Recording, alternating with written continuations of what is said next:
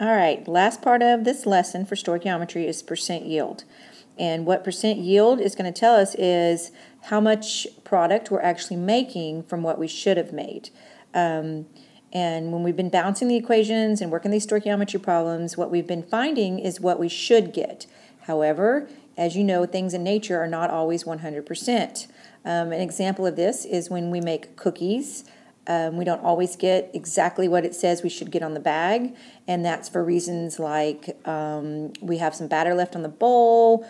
Sometimes it's because we ate the cookie dough, and then sometimes it's because maybe we spilled some of the ingredients. So we never get as much as we should, and so this percent yield is going to tell us how much or what percentage we got that we should have. And so I'll let you read through these reasons why a reaction might not happen, and then let's get into the calculations. So the good news is the stoichiometry problems that we've been working are the same thing we're going to keep doing. So that part is not going to be any different. What we've been doing is called a theoretical yield, and that is what is expected.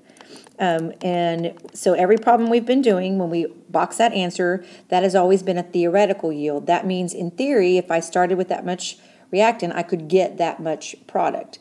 But in actuality, when we go into the lab and we do these things, we don't always get the same theoretical yield that it says we should. And so the actual yield is what you actually get in the lab, or we can also call that an experimental value. So it's what we really, really get. And so those are the two things that we need to look for. When we're working these problems, it's really going to only be one extra calculation at the end of our stoichiometry problem. But the hard part is to know how to recognize when they're giving us an actual yield, what is actual yield and what is the reactant. So we want to look for words like produced, formed, isolated, obtained, to know that those are our clue words. And we'll practice that when we're reading through these problems to know which one is the actual yield and which one is what we should actually be beginning the stoichiometry problem with. Here is our formula for percent yield. You'll see that it's actual yield over theoretical yield times 100. And you might be asking yourself, why is this important? Why do we care? Well, I want to give you an example of manufacturers.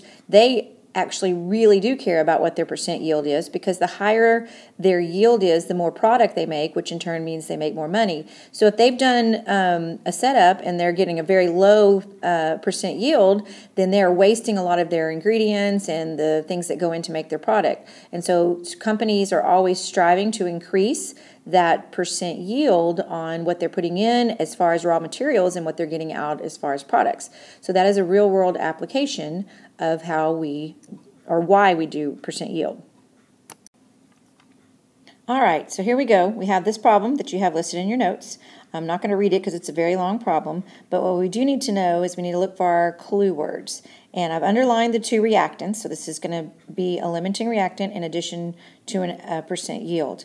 And so we have our two reactants, and then it says, then calculate percent yield if 900 grams of this stuff is actually collected. Okay, and so that is going to be one of our clue words, that is going to be our actual yield.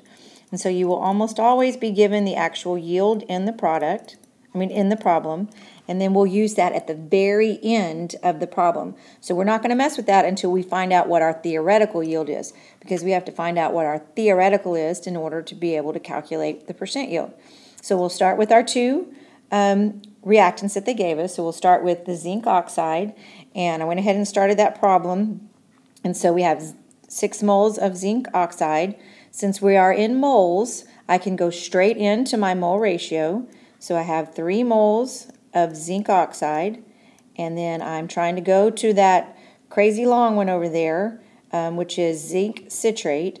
And so I'm going to say that I have 1 mole of the zinc, and I'm just going to say zinc cit to abbreviate that because it's very long to write. And then after that, I cross out my moles of zinc oxide. Since I'm in moles of zinc citrate, now I just need the molar mass. In the interest of time, I'm just going to give you that molar mass because it's rather large, and so that we can save time and write that down, 574.39 grams over 1 mole. All right, and then we do the math on that, and we find out that that answer is 1,000 150 with our correct significant figures of 3. And then we'll go look, and that's going to be grams. And then let's do the other one. So then we have 10 moles of the C6 product. And so we look at that.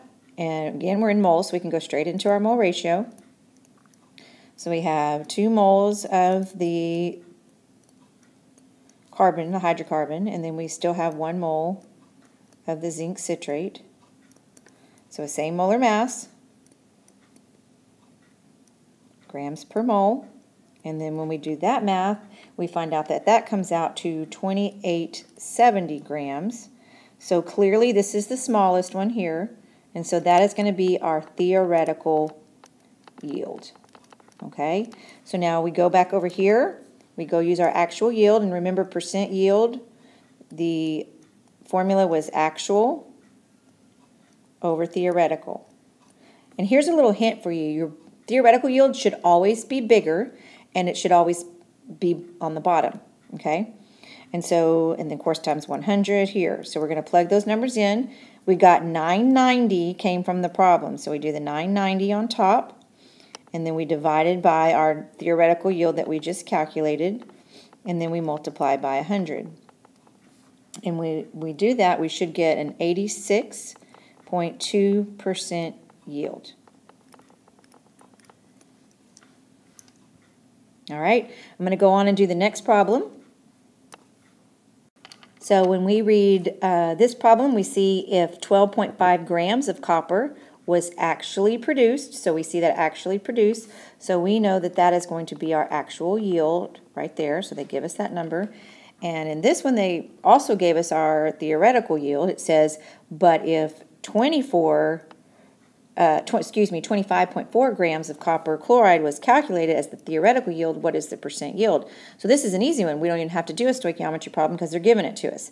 So again, we have actual over theoretical. I'm going to abbreviate theoretical times 100. And then, so we just plug those numbers in. So we have 12.5 on the top and 25.4 on the bottom. And then we multiply by 100. And so when we get that, we get a 49.2% yield, which is not a very good yield. So if you were doing that in manufacturing, you would be losing some money on your raw materials. Okay, so what I want you to do for this problem and the next one, I want you to start the problem and pause the video and then try to work it out and see if you get the same answer that I get. But before we do that, let's just talk about what we have in the problem so we know we're at least starting in the right place. This says a chemistry student uses 25 grams of the lithium sulfate to react. Okay, so that is our reactant. That is what we are going to start with. That is our given. Okay, and it's reacting with excess barium nitrate. And remember, when we see those words, excess barium nitrate, that means, oh, we can ignore it. We're not going to be using it. And it says the student isolates 43.5 grams of barium sulfate. And that's one of those words that we need to look for. When we say isolates, that's kind of the same thing as it made it. So that is going to be our actual yield. And of course, we don't want to do anything with that yet because we want to save that for the end.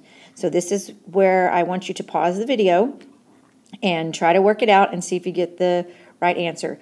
I encourage you to please do that instead of just writing down what the answer is, because then you won't know if you understand how to do it. So pause it at this time and then come back and see if you get the right answer.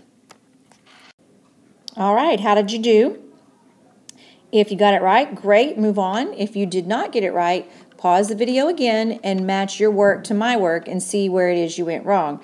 Could be as simple as you calculated a molar mass wrong or whatnot. So just kind of try to check and see where you went wrong and then move on to the next slide.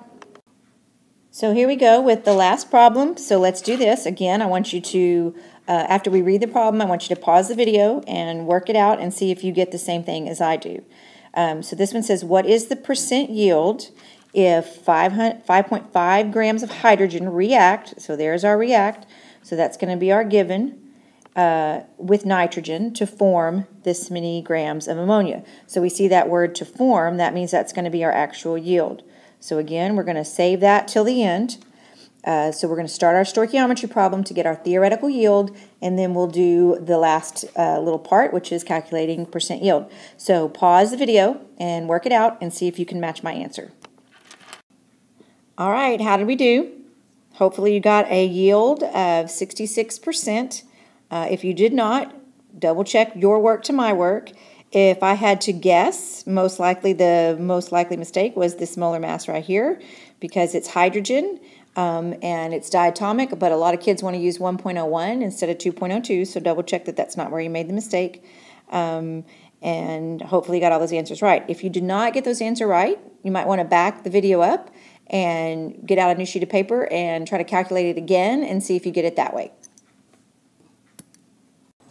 Today we're going with animal jokes. So first one, why was the parrot kicked out of class? Because he was using foul language. What do you call a sleeping bull? A bulldozer. And the last one, what do you get from a pampered cow? You get spoiled milk. All right, see you next week. Have a good weekend, guys.